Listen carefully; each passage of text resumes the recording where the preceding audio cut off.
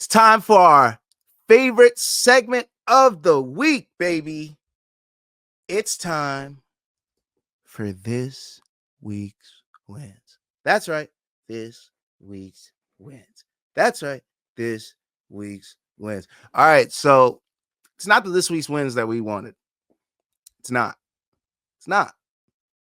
Oh, shit. I forgot to put these in order. Do that right now. It's not that this week's wins we wanted. Let's be honest.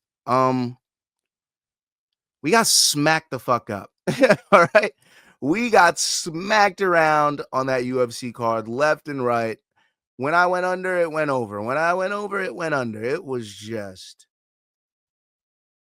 comical, honestly, because I just couldn't string any wins together. I just couldn't string a single win together on UFC. But PFL was a different story. So let's start with the PFL. Now I start off the night hot as fuck. All right. Told you guys Dana, first fight of the night. Told you guys under on her fight as well. Well, guess what? Dana hit at plus 130. Yeah. People don't like taking girls as dogs, but I do. Laura Dana gets the dubber. And I took the under in her fight as well. Hit that under. Almost brings back triple what we put in. So it's nice. It's very nice. Happy with that fight. And under in a girl fight, yeah, I told you all the girl fights were going under. Now, I was wrong about kind of Watanabe and Bishop, but I told you motherfuckers, didn't I? Didn't I? I did. We also moving down on that card. I guess moving up on that card. Right, whatever. I lost on Kana Watanabe decision. I lost on the under in that fight. Okay. But I took Jake Hadley in a parlay, and I took the under in his fight. That's right, another plus 190 under in the Hadley fight. He just barely hit it by about 10 seconds. Skin of our teeth, but it fucking hit. 5 to bring back 15. Gotta love it. Just easy wins on the prelims. We didn't even get into the main card yet, and we were doing great on those prelims. I was feeling good. It was a good night. Hadley won. You know, we lost on Watanabe, but Alora Donna won. Then we were going into Velasquez. I was feeling good. And Velasquez, shit the bed. She got subbed. So my Velasquez bet didn't hit. My Velasquez parlay with Higo didn't hit. My Velasquez girl parlay didn't hit. And none of my Velasquez parlays hit. But the Velasquez under hit. Thank you for at least getting finished real early. Plus 195. It was a night for unders. I was telling you guys, PFL markets the unders. They market finishes. They want people to finish their fights. So I was like, it's a night to take unders. Overs are not what you want. And all the unders were plus. So it was money on the table all night. So another under hit at plus 195, nearly plus 200. Gotta love it. And you know I did something special with my unders. You know I did something special with the unders. I had to parlay a couple unders, bitch. Come on now. So I parlayed the under in the Juliana Velasquez fight and the under in the Liz Carmouche fight. And baby, at a plus 363, it cashed 10 into 50. You got to love it. Nice fat little under parlay, little two-legger, bringing it back a whole lot of cash for us, giving us funds to lose on the UFC. So you already know. And then we also had the Carmouche Hadley parlay at plus 106. Threw a little 10 piece in there to bring back 20. Got to love it. Minus 950 and a minus 115. You can't hate on that. And Hadley was running away with that win anyways. And we already knew Carmouche was going to get that finish. So PFL was a giant success. Usually I hate on the PFL and I lose on those cards because it's hard to make money. But they accurately priced their fighters that night, except for Kasum Kasimov. Hopefully nobody threw him in their parlays and got fucked on that. But yeah, it was a good night if you didn't use Velasquez and you didn't use Kasimov. Yeah, the prelims, I stayed away from the Gutierrez and Nutsi fight. I didn't know about either of them. And I stayed away from Wetzel Kasimov because those lines were absolutely fucking crazy. I was like, who is this guy to be a minus 1100? Carmouche deserves that treatment, but who is Kasum Kasimov? So that was a stay away fight for me. I should have threw money on Wetzel, if anything, and I didn't. But hey, hindsight 2020. And then Liz Carmouche, we took the under in her fight. Obviously, we won on that, and we won on the Liz Carmouche with the Hadley parlay. So shout out to Liz Carmouche, shout out to Hadley, shout out to the unders, all cashing that night. And obviously we lost on ego, but we had already lost on Juliana Velasquez, so it didn't even matter at that point. So it is what it is. It was what it was. It happens. Luke laughing at the shirt. Lazy Bet says, "Oh man, I'm here before it's over." Lazy says, "Kaboom, smash the like, appreciate it." Follow Rob Thomas in the house, blaze it up, gotta love it. We're not done here though. We went into the UFC card and we got a couple of wins, but we took hellacious L's all up through the card.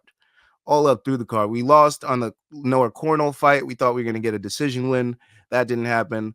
We lost on Trey Short, Sean Gore money line, and Marco Tulio decision. We lost on Mitch Raposo decision.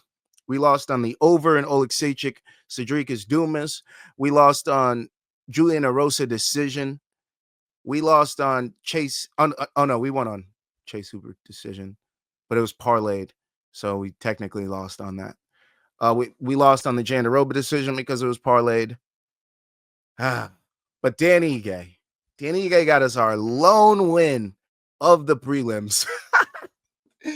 5 at plus 200 to turn into 15. Our one win, our lone solo fucking win on the prelims was due to Dan Ige. And the only reason I took it is because of Luke on the main card minute. So thank you, Luke.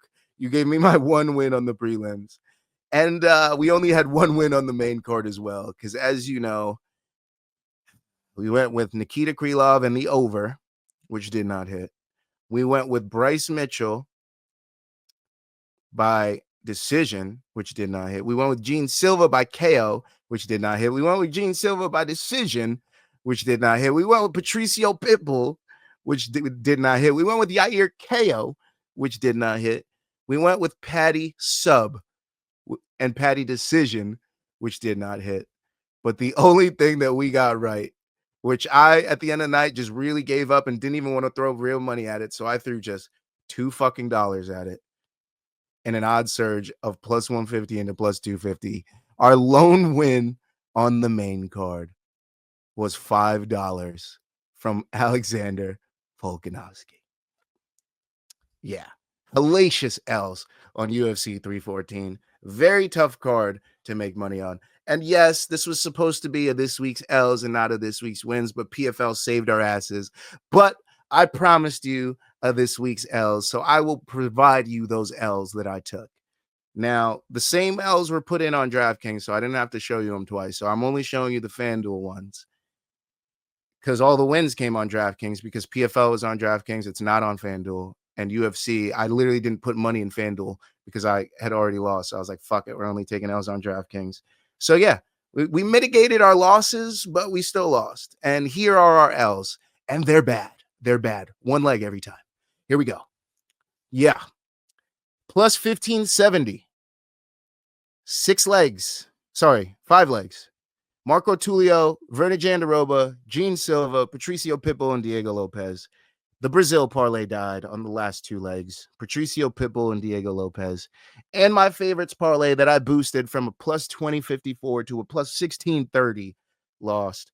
Julian Erosa, Verna Jandaroba, Gene Silva, Patricio Pitbull, and Patty Pimblett.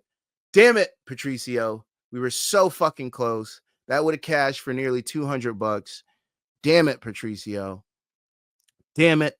Damn it. Damn it. Motherfucking L's. All right, that's the first set of L's that we took on parlays. I'm not done here. I'm not done. Then we took our second slate of L's. Prepare yourself for this one. Yep. The Bryce Mitchell L, the over and the Dominic Reyes fight L combined. Yeah, it's bad. It's real bad. Oh, 6-legger. Plus 3280. Had Chase Hooper, Verna Jandaroba, Dominic Reyes, Bryce Mitchell, Patty Pimblett, and Volk.